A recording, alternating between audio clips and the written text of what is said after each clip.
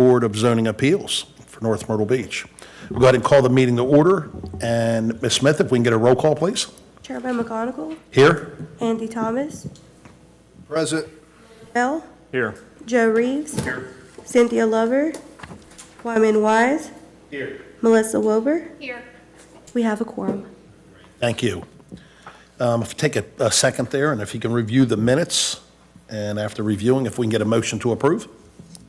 Mr. Chairman, I had a chance to review the minutes. I make a motion that we approve Board of Zoning Appeals minutes October 9th, 2025.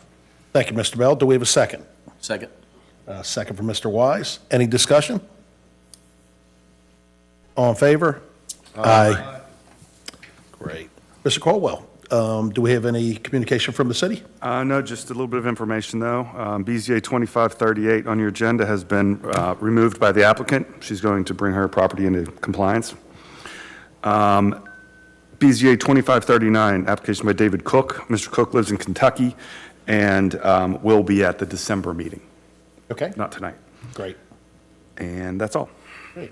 Which one was the other one? The second one was 2539, number 3 under new business.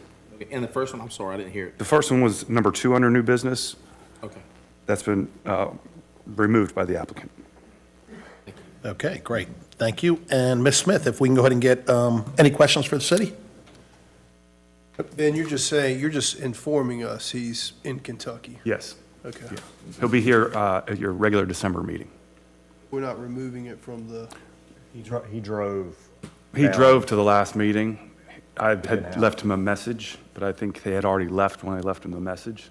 So they got here earlier this month for your regularly scheduled meeting. Great. Thank you, Ms. Caldwell. And, okay, let's move on to item A. Can we, Ms. Smith, if we can go ahead and get everyone sworn in that's planning on speaking. Okay. Please rise and raise your right hand. Do you solemnly state under penalty of perjury that the evidence you shall give in this matter shall be the truth, the whole truth, and nothing but the truth? I do. You may have a seat. Great, thank you. Okay, we'll move on to new business. Item number 1 on the agenda, we've got BZA 25-26, an application by Kyle McCracken for a variance to cut a tree exceeding 24 inches at 1771 Zenith Street. Is someone here to speak on that matter? Yes, sir. Come on up and introduce yourself. Give us your address, your name and address, please. I'm Tommy Holt. I am the agent for Chris Manning Communities on this property. I'm with G3 Engineering. Okay, great. Thanks. Tell us about it. We were in for a previous BZA meeting, and the question came up to whether if the subdivision had been approved by Planning Commission yet. It had not. We've since been approved by Planning Commission, so this is kind of the last piece of the puzzle for us is to see about getting this variance on this one tree. It's a cedar tree that needs to be removed. Okay. And has that tree been cut? No, it has not Has been not cut. Okay, because we had one that had been cut. I was just trying to. We try not to cut them until you guys tell us we can. All right, good. Great, thank you. Anything else you want to add that? before we I ask those questions? don't think so. Like I said, we did a pretty extensive planning plan to try to accommodate, the trees that we did take down to mitigate some of those trees. And we've met all of the city standards and codes on this. And so it's really, we're just asking for this one tree to be, to give us the release to cut this one tree because we couldn't make it work with some of the stormwater requirements that are there. The area that this tree is located in, we're having to bring in a good bit of fill dirt to accommodate for stormwater, and you can't bring in more than 18 inches of dirt around an existing tree. It's going to kill it anyway.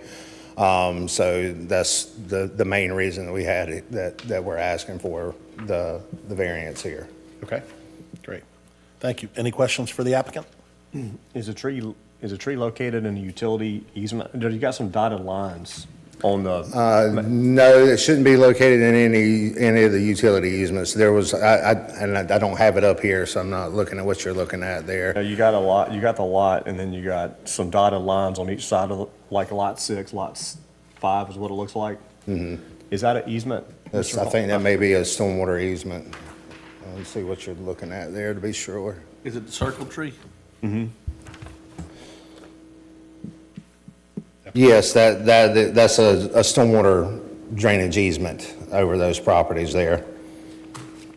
We have a set of catch basins in the roadway there, and that outlet goes in between those two lots to the pond back there. Okay. Great. Any other questions for the applicant? Give us a second. We're going to hear from the city, and we'll be back with you. Petitioner Tommy Holt has applied to remove a tree in excess of 24 caliper inches at 1771 Zenith Street. The tree is a 30-inch cedar. Trees exceeding 24 caliper inches shall only be removed upon approval by the board. The board is charged with setting a suitable tree replacement schedule. City Council has also approved a tree bank where individuals can pay $300 per caliper inch of required planting. Staff recommends that the board review the variance application, hear the evidence presented at the meeting, and review Section 2368. Great. Thank you, Mr. Caldwell. Any questions for the city? Does that easement, Mr. Caldwell, does that like restrict their utilization of that lot at all, that utility easement drainage? Oh, I gave him my drawing. What was the question again? I'm sorry? Does that utility easement kind of restrict their usability of that lot? Because you got that easement there, what restricts them on their building? It looks to be about a 10-foot easement. Is that right, sir? 20 foot total. So it does, yes. Regularly, the setback would be 5 foot on the side, but this is going to require it to be at least 10 foot off the side property line for the building setback. Okay. So, all right. So would you say that would be your hardship?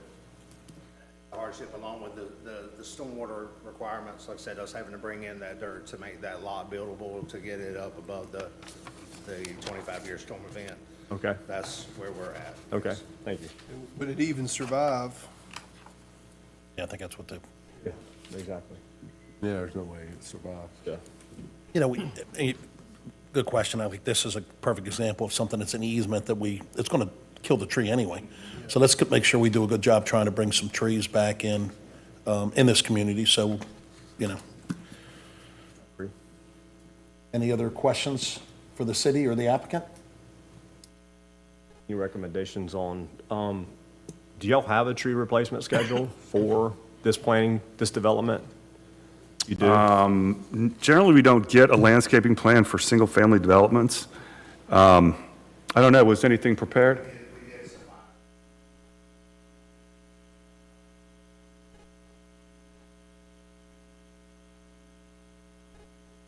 Okay.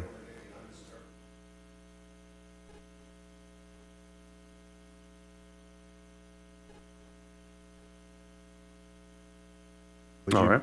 Would you be opposed to recommending like 2 7.5-inch cedars to be replaced for that? We've actually replaced several more than that. I don't know, I guess being a landscape plan.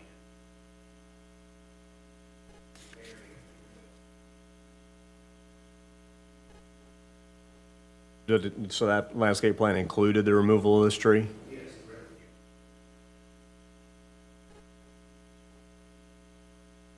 Okay. And I think since we're cutting this tree down over and above what the standards are, is there a way that we can add some trees over and above what is, you know, what they're, I think 2.5. We took what was required and we actually overplanted that.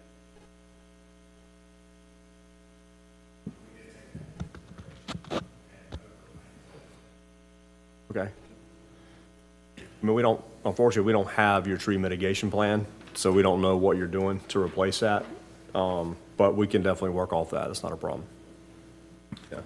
Mr. Caldwell, talking about that? Yeah. What do you all think about, you know, what he has to meet the requirements, but then taking this tree down, planting some additional trees so we come back and replace that tree? Are we capable of giving you what you all need so that I we think do so. that? Yeah. Okay. Not sure how you want to, That's fine. I'll make I don't Good mind deal. making a motion. Okay. Yeah, if you're ready for that. yes, sir. All right, let me get my stuff in order. Mr. Chairman, I move that the board grant variance BZA 25-26 because the applicant has demonstrated unnecessary hardship. Specifically, there are extraordinary and exceptional conditions pertaining to this particular piece of property, which are the utility easement on the property and also the grade that will be required for the drainage easements. These conditions do not apply to the other properties in the vicinity. Because of these conditions, the application of the ordinance of a particular piece of property would effectively prohibit or unreasonably restrict the utilization of the property. The authorization of the variance would not be of substantial detriment to adjacent properties or to the public good, and the character of the district would not be harmed by the granting of the variance. I do ask that the applicant consider at least 15 inches of replacement cedar tree back on the property. Not that property, but in the development itself. Thank you, Mr. Bell. Do we have a second? I'll second. We got a second by Mr. Reeves. Any discussion? All in favor? Aye. Ayes have it. Thank you. All right, let's move on to item number 3 on the agenda. Do we need to postpone that? I'll make a motion. Yep. Just to have it on record. Mr. Chairman, I move that we postpone variance BZA 25-39 to our next scheduled meeting in December. Great, thank you, Mr. Bell. Do we have a second? Second. Got a second from Ms. Wobler. Any discussions? All in favor? Aye. Got the next item on the agenda. We've got item number 4, BZA 25-30. We have an application by John Russo for a 10-foot variance of the 10-foot rear yard setback requirement for proposed screened enclosure at 2200 Via Palma Drive, Zone PDD, in the Planned Development District. Mr. Russo? Yes, sir. Hi, John Russo, 2200 Via Palma Drive. So this is a continuation of, we were in before a few months ago, and the situation is our lot is unique to its location in that we're in what I'll call the sweet spot of golf balls getting, pummeled with golf balls in our yard.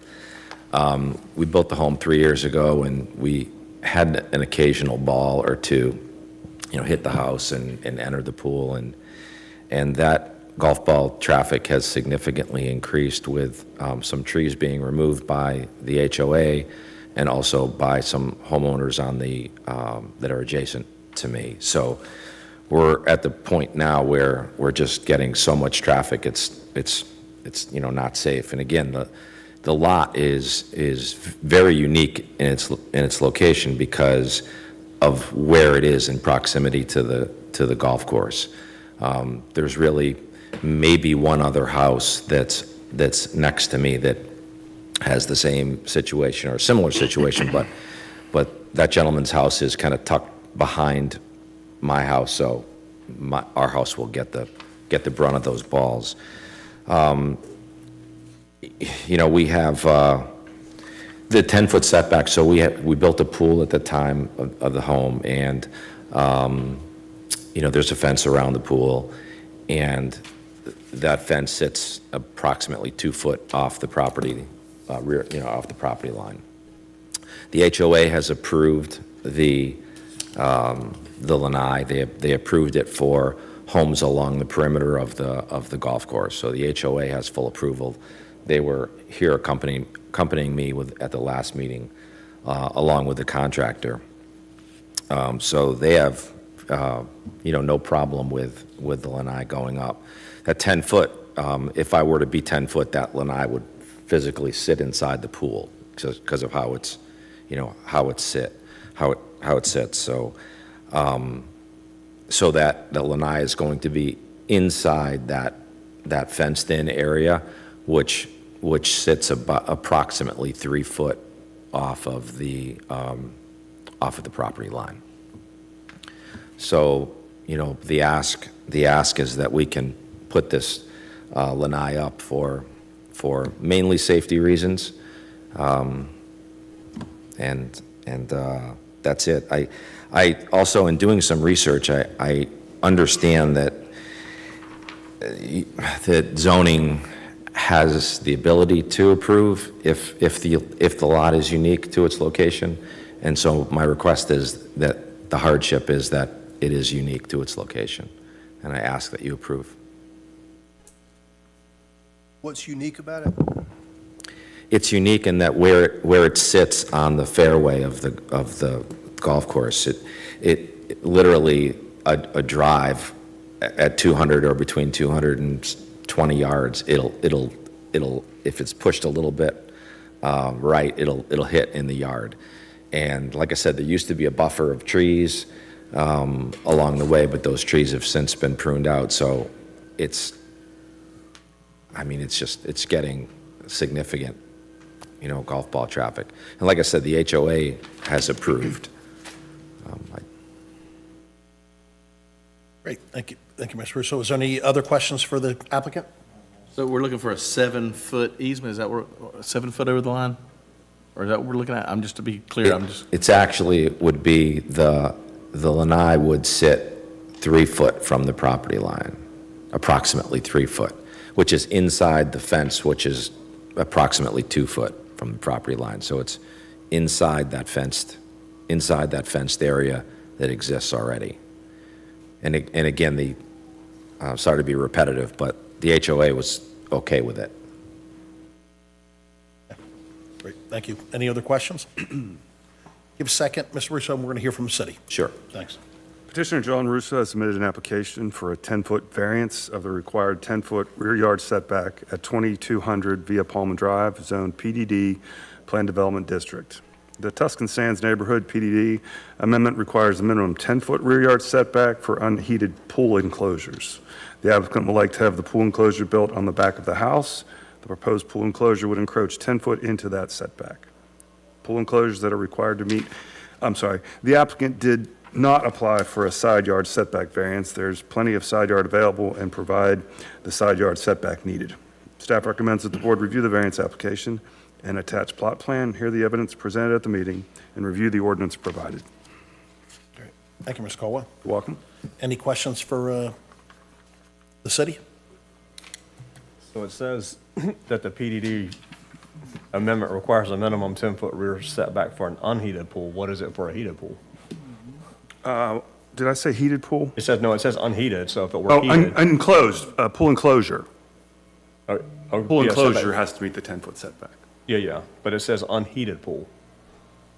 And if you look, it says it doesn't say anything about a heated, what if the pool? Oh, well, so screen enclosures can encroach within the 20-foot or within to that 10-foot setback. If it's not, if it's like a conditioned space with windows instead, then it has to be set back farther. Okay, gotcha. Okay. So, okay, not the pool itself, but the enclosure itself. The enclosure Gotcha, itself. Okay, Being unheated. gotcha.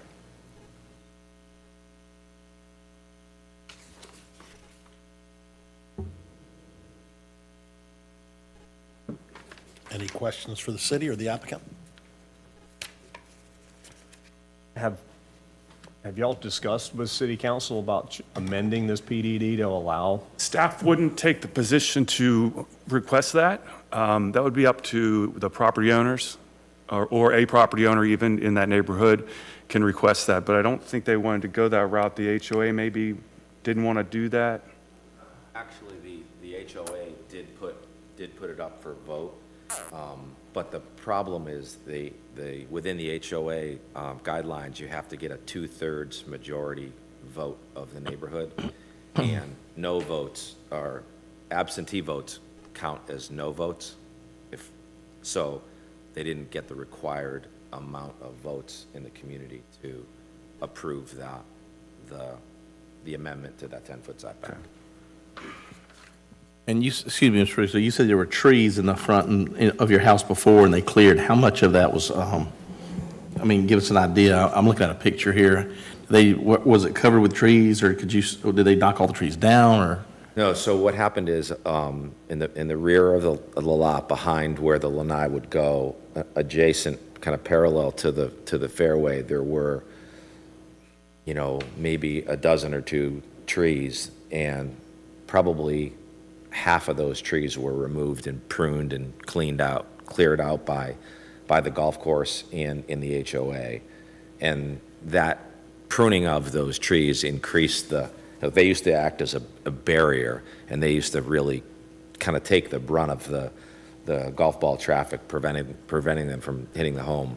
And since they've been cleared, it just increased significantly. Thank you.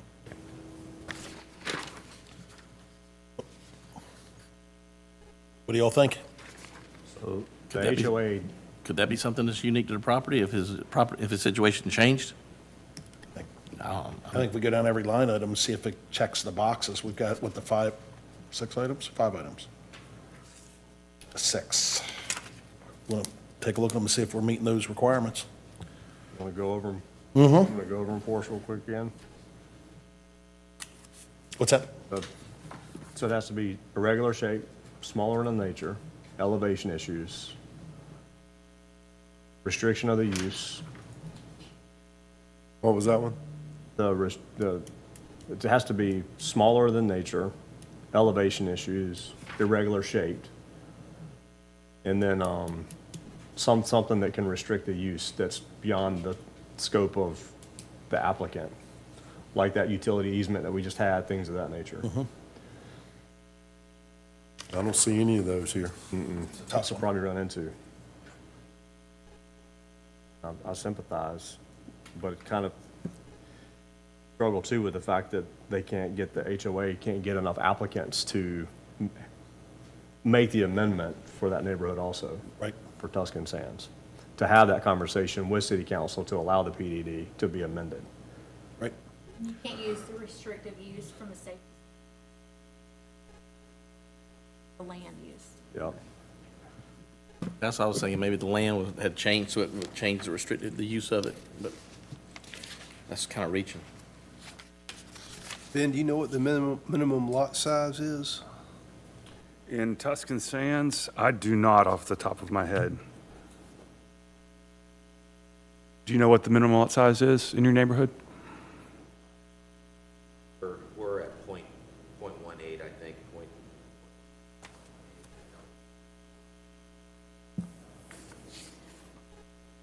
I'm showing you got 8276 for your square feet for the lot. I don't know if that's That sounds right. under or not. If we knew it was under, that would be a big help for you. There wouldn't be any undersized I don't lots in think there so because either. they were given development standards and they had to meet all those standards for us to approve the subdivision. So we would have checked that. I would think so. It's not grandfathered of any nature. Yeah. Mr. Russo, you can come up to the mic. We all understand your situation, but we've got to file a legal, defined legal, we've got to check some boxes along the way here. And I think that's where everybody's looking at it. We understand, we agree with you, but we don't have, we're trying to find how we can, and right now, we don't have that. Yeah, I understand. I mean, like I said, if the physical characteristics aren't unique as I described them, I don't know what else to say. I would think that they are certainly unique to the lot's situation and where that lot is located in proximity to the golf course. I don't know what else to say if the board doesn't feel that that's the case. And really, the extraordinary and exceptional conditions of the lot, we're looking for a differential in height, size, elevation rather, not height, but elevation, Yeah, size. I understand. It's Yeah. it's And the other one, unfortunately, you get to item number 2, when there are some unique scenarios. You know, you're on the golf course, and there is a safety issue, but we got to have something, the issue has to be with the size of the lot, the elevation of the lot, the shape of the lot. That's our problem. yeah. So, and I think this is something you should take to, and I'm just speaking as one person up here, but I think it'd be something to take to city council, because seeing if they do want to do that, so. But us right now, we're within the parameters we have, we'd love to help you, but it's a challenge right now. We're not checking the boxes that we have to. Oh, understood. So what is my next course of recourse for taking it up with city council? Because, like I said, we have a grandbaby living with us, and the backyard is essentially not usable for us right now with that pool. It's a safe, Not somebody's going 100%. to get hit with a ball. My wife already did. Yeah.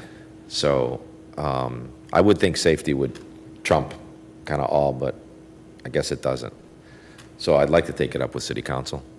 Yeah, that's who you take the safety issue up with them and can maybe get some traction, because all we have to go on is the land. Yeah, I understand. I Yeah, and I totally agree with the safety issue, because I live on the golf course, and some trees have been cut down in my backyard, and we do get a little more than we used to also, so I get it, so. yeah. Would you rather us vote no, or would you rather us withdraw it from the agenda? Because if we vote no, you have a waiting period that you could reapply if something were to change, or you found a hardship that you could bring back in front of us. Yeah, I suppose the latter, withdrawing, is, Oh. I would suppose that that's best at this juncture. I would withdraw. Yeah, okay. You don't have any, Yeah. anything Because if holding not, you. there's a waiting period. Yeah, thanks you for to the guidance. reapply. Yeah, absolutely. So with that being said, Mr. Chairman, I would make a motion that the applicant has suggested we withdraw BZA item 25-33 from our agenda on November 24th, 2025. Thank you, Mr. Bell. Do we have a second? Second. And a second for Mr. Wise. Any discussion?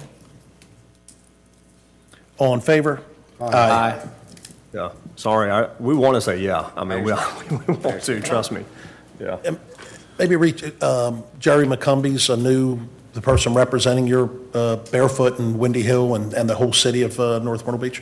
I'd maybe reach out to her, and then you could show her, and then they could take it and look at your case, Okay, and hopefully get some movement. all right, thank you. Okay, thank you. Absolutely, yeah. Thank you. Take care. Second. Mr. Wise. Lives. Okay, any other discussions? Can we get a motion to close the meeting? Have a motion to adjourn?